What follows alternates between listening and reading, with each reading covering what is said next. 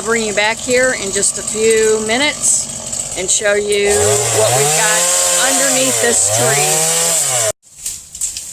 tree. Okay, everybody, you can see here actually what this fenced-in cage looks like, since we've got a big majority of this tree removed.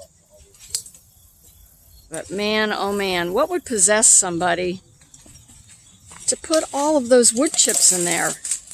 I mean, they do have a wood-burning fireplace here, so I guess that's what they used it for, but holy cow.